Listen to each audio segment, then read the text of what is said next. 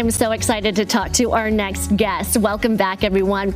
The second book in a high-stakes thriller series is out now, ready for you to read. Joining me now in the sponsored interview via Zoom with more on the Jake Fortina saga is the award-winning book and author, retired Colonel Ralph R. Rick Steinke. Welcome to GTU. Thank you, Saray, and good morning to everybody. Thank you so much. Good morning. Colonel, tell us what made you go into writing books and a thriller at that? That's a great first question. I, first of all, was kind of looking at retirement on the horizon as sort of the next things that I could do. I was leaving the Department of Defense, and I always thought about writing. It was always kind of in the back of my mind, and I'd been a very prolific reader. And they typically say if you read a lot, then you can, perhaps become a better writer. So there was that reason. I also want to leave something for my grandkids and my family behind. So that was another sort of motivating factor. And and then I took some master classes from some great writers like James Patterson, Ken Follett, Dan Brown. And I had some, and plus I wanted to sort of include a lot of my experience, particularly as the U.S. Defense Attaché to France, the senior defense representative to France, as well as 14 years at a place called the George C. Marshall Center in Germany. It's a German-American partnership for fighting terrorism, organized crime, all the big national security threats. And so, I just launched and made a bit of an outline. And next thing you know, I was on my way. Well, you are doing something right because you have that background and you're able to get this inside look and write it down on paper and create this amazing story. It's so good that you wrote a second book and it took the top prize of the global thriller genre. Tell us more about that. Yeah, that was a surreal moment. That's all I could describe it as. I published Jake Fortina and the Roman Conspiracy last September and entered it into the Chanticleer Global Thriller Awards, International Book Contest.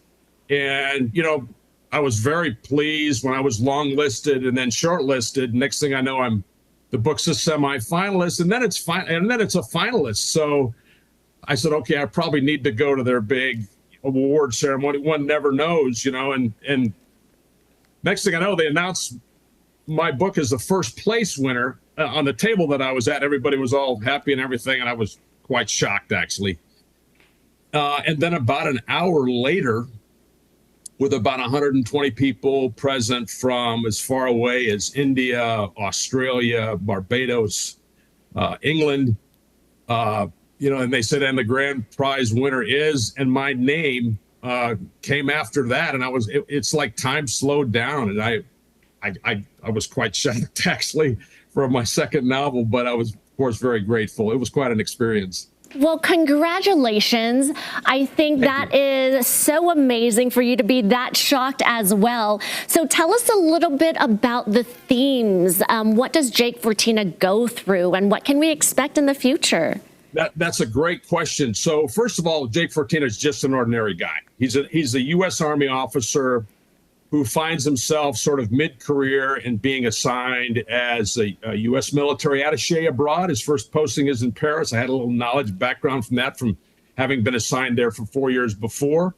And he has some personal tragedies he's got to overcome. He's got some professional tragedies that he has to work through as well.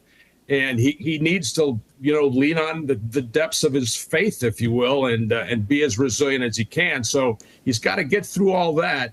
And then he finds himself facing some very grave national security threats. In the first book, he faces basically threats of a virus being developed by a perennial, let's just say, enemy. Let's put it that way. And that's filmed, and that's done mainly in film. That would be wonderful, wouldn't it? It's mainly in France and Italy. And then the second book, the one that I just wrote, Roman Conspiracy, is based out of the U.S. Embassy in Rome, and he's got to deal with a major threat from a runaway Russian oligarch living in Italy at the time. And when I write my books, I try to sort of highlight a lot of the professionals I served with, not only from the military, but from the diplomatic corps, intelligence services, law enforcement for sure.